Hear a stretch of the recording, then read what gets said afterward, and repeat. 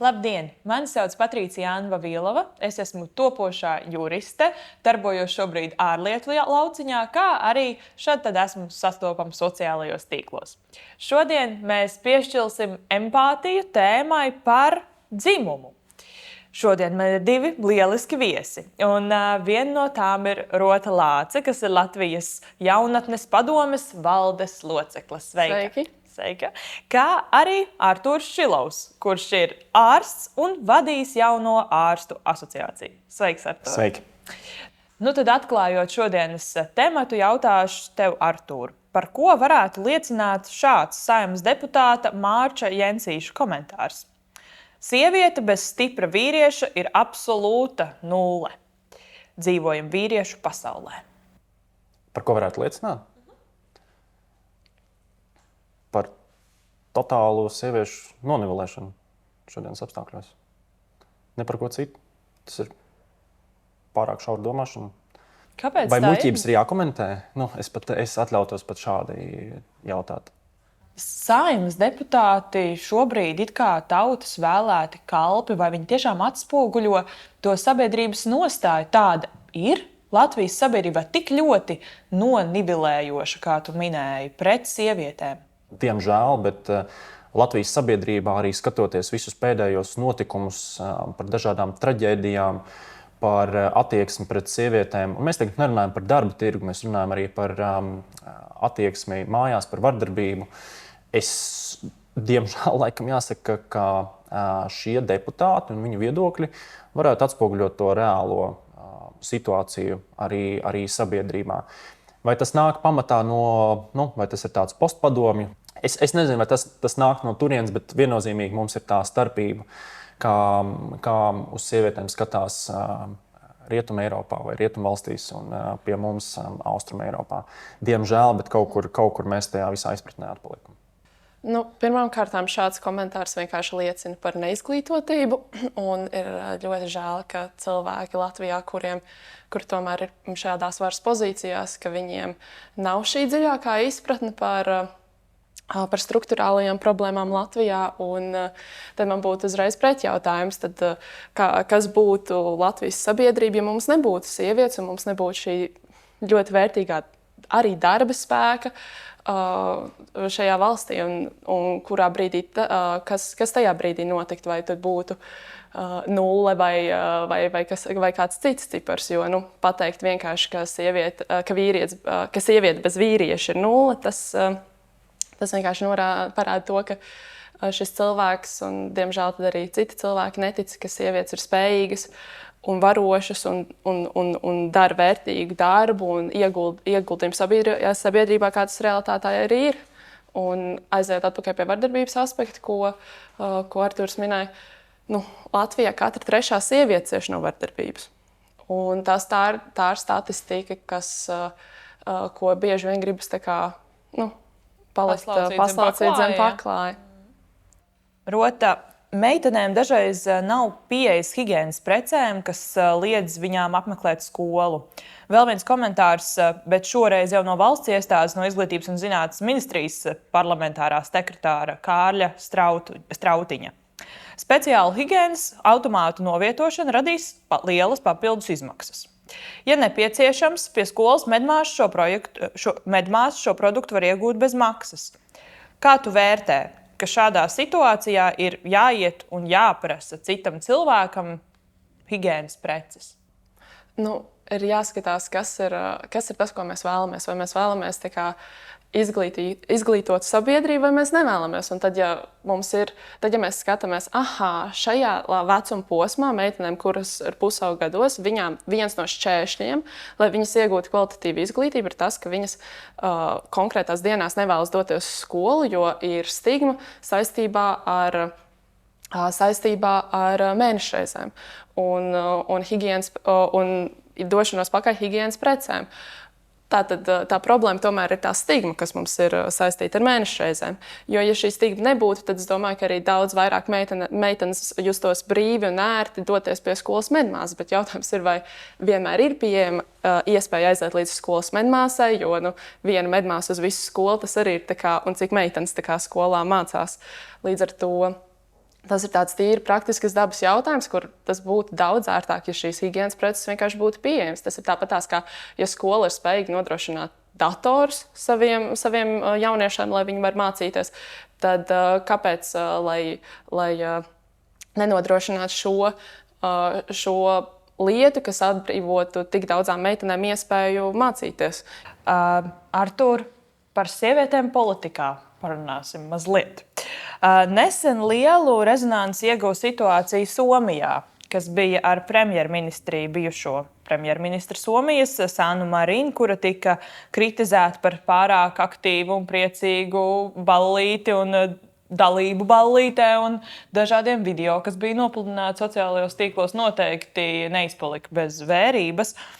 Rezultātā premjerministrei nācās veikt narkotiku testu, vienlaikus daudzas sievietes sociālajos tīklos, un ne tikai sievietes, izteica tieši atbalstu šādai rīcībai un tam, ka viņi parādīja, ka viņi arī ir cilvēks un ka publicē bildes no dažādiem pasākumiem, ne tikai no politiskiem. Vai sievietes politiķes drīkst izklaidēties, esot tik atbildīgos amatos? Kas būtu, ja tajā ballītē un video būtu nofilmēts vīrietis, premjerministrs, deputāts, ministrs, vienalga valsts amatpersona? Būtu narkotika, tas visticamāk jau nebūtu. Bet par sievietēm politikā, kā man kādreiz nesauksim vārdos, bet dalījās ar mani sievietes, kas aktīvi darbojās politikā, vai konkrēti viena sieviete, tad es totāli neapskaužu, cik tas ir sarežģīti tādā ziņā, ka brīdī, kad sieviete aiziet politikā, tad sāk no visām pusēm sist, un tie sitieni visi ir zem jostas vietas. Ar pilnībā jebko, aiz kā var pieķerties un izvazāt pa dzelteno presi, kas ar vīriešiem visticamāk notiek arī pietiekami bieži politiķiem, es domāju, vai tiem, kas mēģina iet politikā. Bet mēs vienmēr skatāmies uz, ja mēs atkal salīdzinām dažādas sievieti un vīrietis, abi šķīrušies. Un kā sabiedrība skatās uz to, ka politiķis iet, kurš ir šķīries, un kā skatās uz to, ka sieviete politiķa ir šķīrusies, vai esot jau politikā, vai pirms tam. Tāpat arī šīs ballēšanās. Man atkal subjektīvi jāsaka, ka arī tur, atkarībā no tā, kāds ir tas sabiedrības vidējā temperatūra, ir daudz grūtāk. Uzreiz pieķeršanās pie dažādām tādām jutīgām tēmām, kā ģimene, šķiršanās, attiecības, kaut vai tās pašas ballēšanās. Man liekas, tā ir pilnībā normāla parādība. Turpat nav jautājums, vai tā premjerministra ir jauna vai vecāka gadagājuma. Nav starpības. Tā ir normāla dzīve. Mums kaut kā laikam gribās visu laiku paslēpt to ka labāk, lai neviens neredz, ka es kaut kur publiski parādos, kaut ko daru publiski vai politikā vai citur, un neviens nedrīkst redzēt, ka es arī mēdzu atpūsties. Protams, no normas robežās mēs nerunājam par narkotikām vai, es atvainojos, no alkohola lietošanu neadekvātos apjomos. Bet atpūta un ballēšanās pati par sevi, es tajos video neko neredzēju. Ja drīkst vēl komentēt, šis atgadījums vienkārši norāda uz dubulto standartu, kurš joprojām eksistē, ka no sievietēm mēs prasam perfekciju un 100% atdevi, bet vīrieši, viņš taču tikai atpūtās. Jo bieži vien šie vīrieši nonāk šajā pašā situācijā, šajā pašā pozīcijā, kurā arī viņi atpūšās vai ballējās, vai pat vēl trakāk, viņi met sānsos, ja? Un tad bieži vien ir šie komentāri, bet viņš taču ir cilvēks, viņš taču tā dara. Nevajag jau sabojāt uzreiz visu karjeru cilvēkam, bet sievietei šādas atlaides netiek piedotas. Un bieži vien es dzirdu šādu komentāru, bet mums taču Latvijā problēmas ar dzimumu līdztiesību nav, jo mums taču likumā mēs esam viena no tām valstīm, kur mums likumā sievietēm un vīriešiem ir precīzi vienādas tiesības. Viņiem ir tieši vienas un tās pašas tiesības, līdz ar to mēs esam tā sacīt mūsu problēmu ar dzimumu līdztiesību atrisinājuši. Bet, kā mēs redzam, šajos mazajos aspektos tas visu laiku tomēr nāk tāpatās ārā, ka ja tie standarti un tās gaidas, ko mēs uzliekam sievietēm, ļoti atšķirās no tām gaidām, ko mēs uzliekam vīriešiem. Jā, es piekritīšu arī tā, ka man šķiet, ka sievietes tiek atsevišķās lietās ļoti pazeminātas, bet ir arī otrādākas situācijas, kurās tieši vīrieši tiek palikti mazliet zemāk par sievietēm. Par to arī nākamais jautājums. Kuri tavuprāt ir sieviešu amati un kuri ir vīriešu amati? Un kuri tavuprāt ir arī labi, par mājām pēc tam, bet tā tīri darba vidē? Vai ir tavuprāt tāds dalījums un vai tādam vajadzētu būt? Jo tas jau nav noslēpums, ka, piemēram, sievietei varbūt veiksmīgāk ir izņēmumi, bet veiksmīgāk apietās ar bērniem. Bērni vairāk uzticās, viņi jūtās rūpes vairāk atsevišķos amatos. Turpretī varbūt vīriešiem lielākoties ir labāka sapratne par to, kā ķūnēt mašīnas. Tas nav brīnums, ka puiši vairāk sāk interesēties par konstruktoriem un mašīnām un kļūst par ļoti labiem automašīnas mehāniķiem, un meitenes aiziet spēlēties ar lēlēm.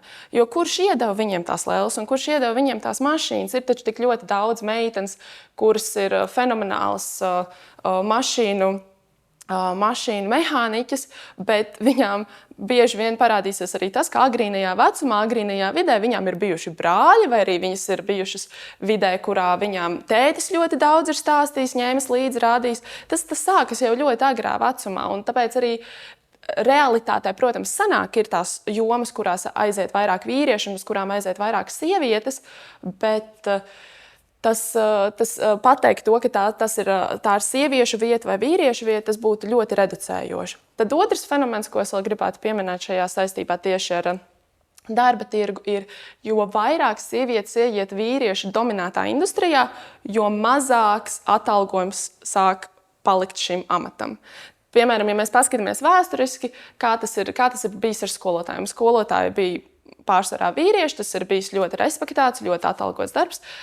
Šī sieviete sāk ieiet darba tirgu, viņas sāk pārņemt šo jomu.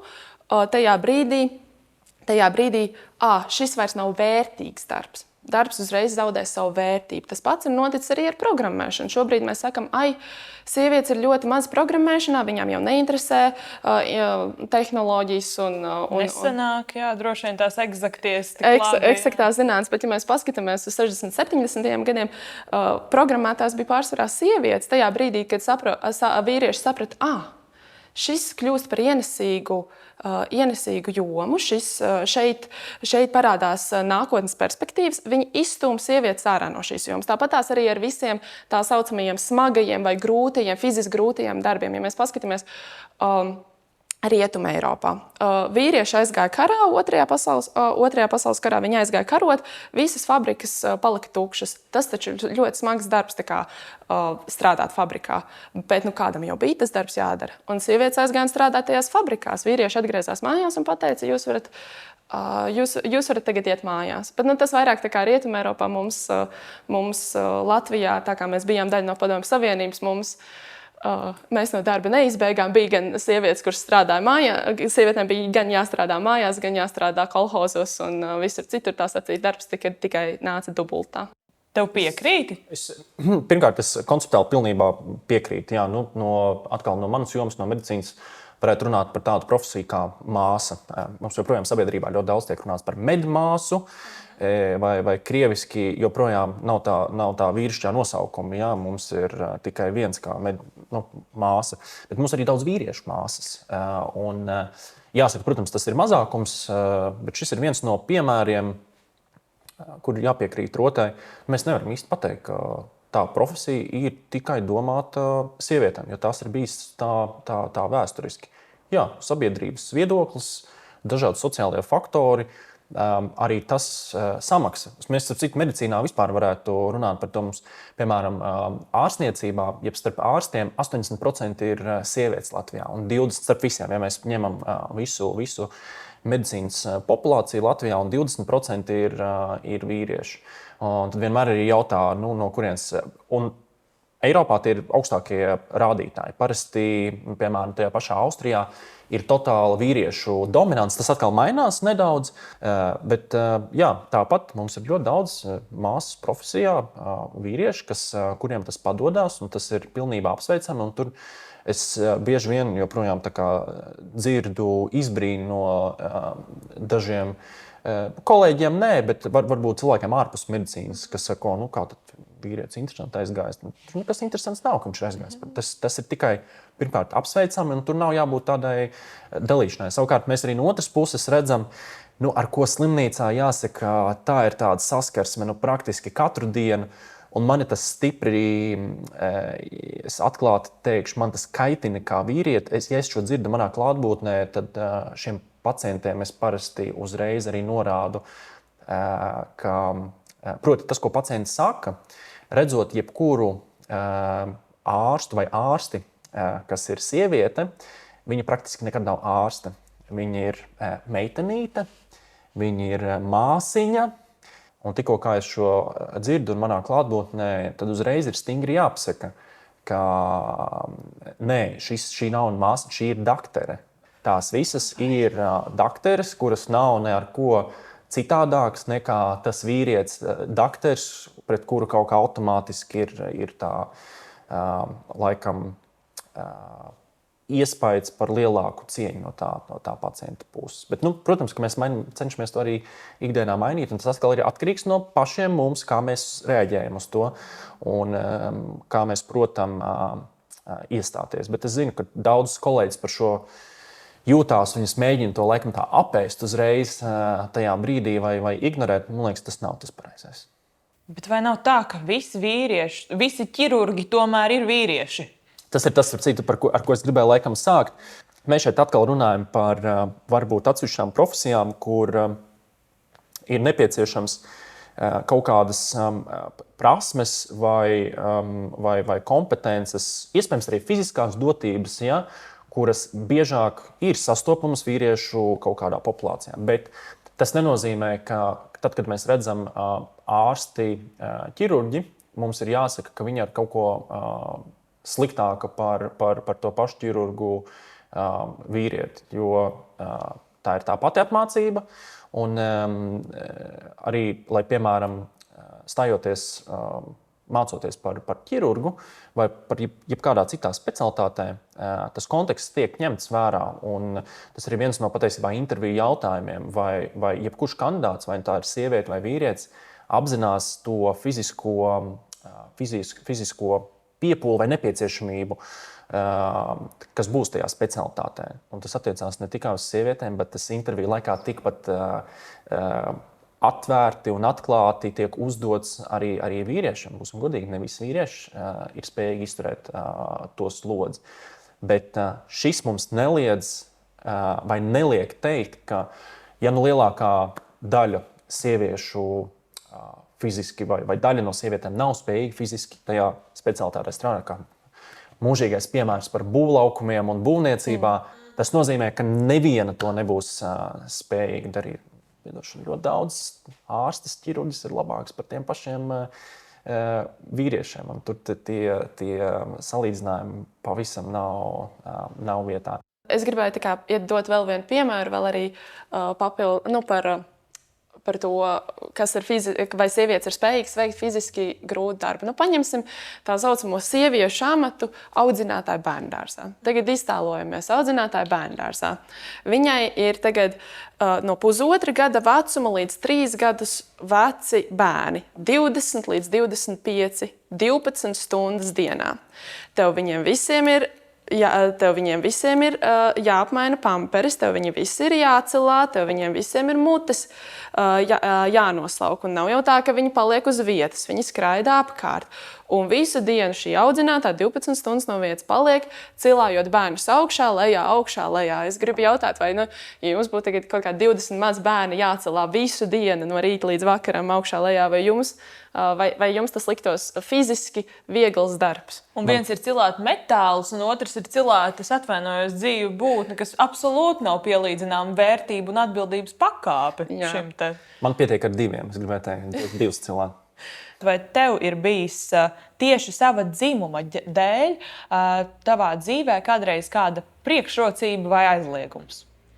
Daudzas no tām lietām, tie ierobežojumi, kas notiek ikdienā, viņus jau tajā brīdī, kad viņš notiek, bieži vien tu neapzinies. Tev liekas, jo tas ir tik ļoti iegājies, ka tā ir normāla lieta. Piemēram, kolektīvā tu sāc darboties kā kā jaunākais kolēģis, kā jauna sieviete, bet tev tiek sagaidīts, tā kā tu esi jauniņais, un tāpēc, ka tu esi jauna sieviete, tev ir jāiet vārīt kafiju. Piemēram, vai tas pats tiktu jautāts jaunajam kolēģim vīrietim?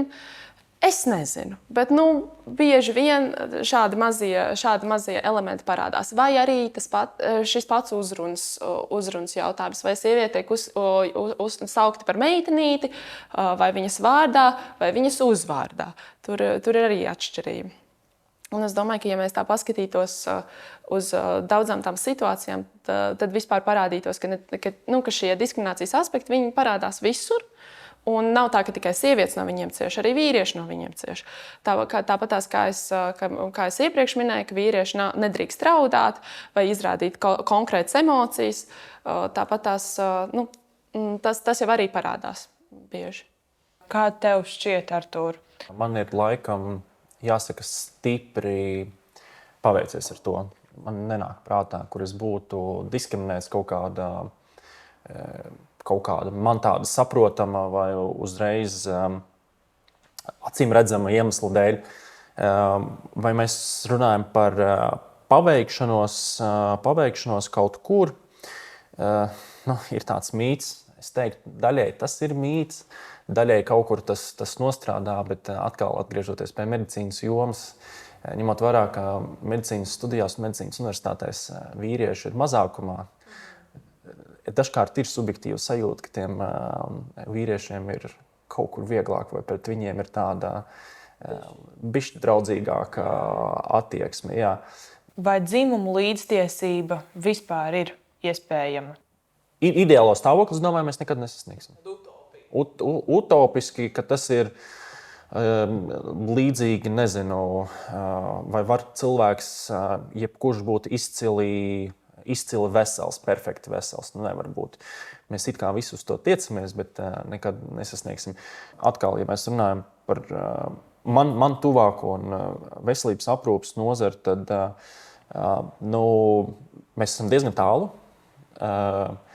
Kas var mainīties un ko mēs tur varam darīt, to mēs patiesībā liekam kā risinājumu daudzām lietām. Ja mēs gribam mainīt kaut kādas tādas uzvedības normas, ētikas normas vai dogmas, kas jau ir tajā sabiedrības grupā, viens no ātrākajiem laikam risinājumiem ir pārņemt pieredzi vai būt tajā sabiedrībā ilgāku laiciņu, kur ir pavisam cita attieksme. Un īsts piemērs iz dzīves. Tikai aizbraucot uz ārzemēm, es sapratu, ka ar ārstiem, kuriem ir profesora tituls, drīkst vispār runāt. Jo šeit dažkārt tā attieksme bieži vien ir tāda, ka, ja ir profesors, tad viss tas ir kaut kas, kur un tas brīdis, kad tas salūza tā stigma, bija tāda, kad Vācijā vienā no manām pirmajām prakses vietām nodaļas vadītājs profesors kādā otrajā dienā laikam saka, Klau, aizējām pusdienās kopā paēst. Un man uzreiz tas, protams, izraisa tādu, kā īsti tas var būt. Latvijā neko tādu vispār nevarētu iedomāties. Un man liekas, ka, lai iegūtu šādu pieredzi un pēc iespējas ātrāk notikt tā viedokļu maiņa un uzskatu maiņa, ir nepieciešams pārņemt to piemēru, pārņemt to pieredzi un tad braukt atpakaļ un turpināt šo uz vietas laustos stereotipus. Grūti, sarežģīti, būs tāpat saskaršanās ar tiem pašiem iepriekšējiem stereotipiem uz vietas, bet jā, es to kā šobrīd tādu risinājumu redzu. Tā sistēma mainās. Ir cilvēki, kas vēl mēģina tā ļoti pieķerties šiem vecajiem principiem, tieši mēģinot noliegt sievietēm kaut kādas iespējas. Pasakot, nē, tev ir jārūpējas par bērniem, ja tu strādā, tad tev ir jāstrādā tieši sievišķīgās profesijas, un tu nevari būt kā, ja tu esi vadītāja amatā, tad tev ir jābūt, nezinu, skolas direktorei, nevis tur fabrikas vadītājiem vai tam līdzīgi. Jo cilvēkiem arī ir tas apjukums. Tev ir visu dzīvi stāstīt viena lieta, ja tu tās lietas izdarīsi pareizi, tad tu dabūsi kaut kādu atalgojumu. Un šobrīd viņi varbūt ir tās lietas izdarījuši pareizi, un viņi to atalgojumu nedabū. Un tāpēc varbūt ir šobrīd šī pretestība tieši pret dzimumu līdztiesību, ko var novērot pēdējo kaut kādu 10, 20 gadu laikā, kas ir parādījusies. Bet pēdējo komentāru es gribētu teikt, ka ir iespējams to mainīt, un tas mainās, bet utopiju tā sasniegt nebūs iespējams, jo utopijas mums ir tā sacīt vēsturiski laba praksa ar utopijām, viņas vienkārši nav bijušas. Rote, Artūr, liels paldies jums par tik bagātīgo diskusiju. Man ir liels prieks, ka mēs šos te mazlietiņa stereotipus lauzām un kopā arī noskaidrojām, no kurienes tad īsti ir cēlušies. Un cerams, ka piešķīrām arī klausītājiem mazliet vairāk empātiju par šiem jautājumiem. Paldies! Paldies arī jums, skatītāji!